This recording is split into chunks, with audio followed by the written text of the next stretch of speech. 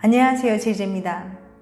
오늘은 여자 만날 때 돈을 함부로 쓰면 안 되는 이유에 대해서 말씀드려 볼게요. 그럼 바로 시작할게요.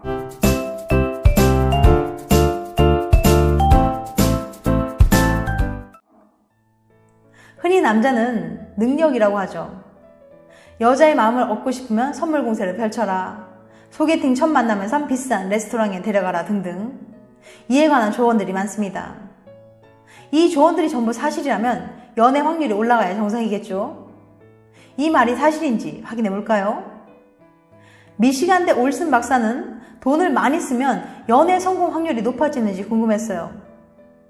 박사는 실험을 위해 참가자들을 모집한 뒤 두 그룹으로 나누었습니다. 그러고는 한 남자 참가자에게는 여자의 인터뷰 영상을 보여줬어요. 참가자들이 본 영상은 처음부터 끝까지 똑같았습니다. 딱 한 부분만 떼고요. 당신은 돈을 잘 쓰는 편인가요? 라는 질문에 A그룹이 본 영상 속 사람은 돈을 잘 쓰는 편인 것 같아요 라고 대답했고, B그룹이 본 인터뷰에서는 돈을 좀 안 쓰는 편인 것 같아요 라고 응답을 했어요. 영상이 끝난 뒤 연구팀은 인터뷰 속 이성과 연애하고 싶은 생각이 드는지 물어봤습니다. 과연 돈을 잘 쓰는지에 따라 사람들의 평가가 달라졌을까요? 네, 달랐습니다. 돈을 잘 쓰지 않는다는 사람과 연애하고 싶다는 사람이 훨씬 많았거든요. 진지한 데이트를 하고 싶나요? 라는 질문에 돈을 잘 쓰는 사람과는 44%, 돈을 안 쓰는 사람과는 68%가 데이트하고 싶다고 대답했어요. 같은 사람이었지만 단지 돈을 아낀다는 이유로 인기가 많아진 겁니다.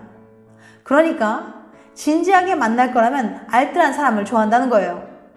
이 결과를 신기하게 생각한 박사는 이번에는 연애 말고 가볍게 노는 건 어떠냐고 물어봤습니다. 그러자 결과가 달라졌어요. 돈을 잘 쓴다는 사람과 데이트하겠다는 사람이 많아진 겁니다. 가볍게 노는 건 어떤가요? 라는 질문에 돈을 잘 쓰는 사람과는 58%, 돈을 잘 안 쓰는 사람과는 55% 데이트를 하겠다고 한 거죠. 그러니까 연애는 돈을 잘 쓰지 않는 사람과 가볍게 만나는 건 잘 쓰는 사람과 하겠다는 결과가 나온 거예요. 올슨 박사는 그 이유를 돈을 아끼는 사람들의 특징 때문이라고 설명합니다. 돈을 아끼는 사람은 상대적으로 높은 자기 통제력을 가졌다고 볼 수 있어요. 누구나 주머니에 돈이 있으면 갖고 싶었던 것들, 먹고 싶었던 음식들을 마구 사고 싶어지잖아요. 하지만 돈을 아끼는 사람들은 이러한 유혹들을 쉽게 이겨내요. 바로 높은 자기 통제력 덕분이죠. 이런 사람은 누구보다 좋은 연애 상대입니다.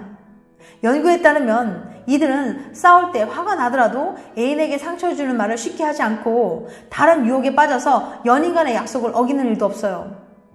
이런 장점들 때문에 연애 상대로는 돈을 잘 쓰지 않는 사람이 더 인기가 좋은 거랍니다. 사실 이번 실험의 참가자들은 남녀노소를 불문한 다양한 사람들로 구성되어 있었어요. 그런데 성별과 나이에 상관없이 모두 같은 결과가 나온 거예요. 즉, 이 결과는 여자에게도 마찬가지로 해당된다는 겁니다. 그러니 마음에 드는 상대라고 해서 무조건 돈을 잘 쓰는 모습을 보여주며 매력을 어필하지 마세요. 씀씀이가 해퍼 보이는 게 오히려 독이 될 수 있으니까요. 썸 탈 때 아메리카노만 시키면 망하는 이유. 지난번 소개팅할 때 커피숍보다 술이 좋다는 연구를 소개해드렸죠. 그때 이런 반응이 있었습니다. 난 술 안 먹는데? 상대가 술 싫다고 하면 어쩌죠? 너무 걱정하지 마세요. 그럴 땐 또 방법이 있거든요. 오레오 실험.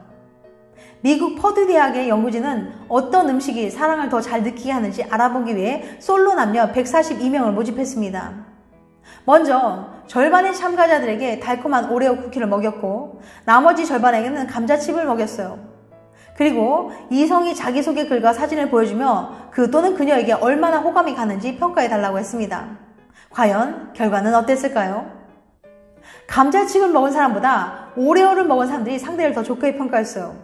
더 매력적이고 더 데이트하고 싶고 더 잘 맞을 것 같다고 말이죠. 이런 결과가 나온 이유는 뭘까요? 이유는 간단합니다. 단맛을 느낄 때, 사랑을 느낄 때 몸에서 일어나는 일이 같기 때문이에요. 도파민이라는 호르몬이 올라가는 것이죠. 바로 이 도파민 덕분에 단 음식을 먹기만 해도 사랑의 상태로 착각한답니다. 로맨틱한 무대에 빠지게 되고 그 결과 이성에게 더 쉽게 매력을 느끼죠. 물론 단맛의 힘이 항상 통하는 건 아닙니다. 연구진의 설명을 들어볼까요? 단맛의 효과는 서로 잘 아는 사이일 때는 미비해요. 실제로 커플들의 경우 단 음식을 먹었어도 자신의 애인에게 호감을 더 느끼진 않았어요. 즉, 서로에 대해 잘 모르는 막 만남을 시작하는 사이에서 단맛이 로맨틱한 힘을 발휘한답니다. 그 사람에 대해 별로 아는 게 없기 때문에 단맛 같은 작은 자극에도 마음이 쉽게 움직이거든요.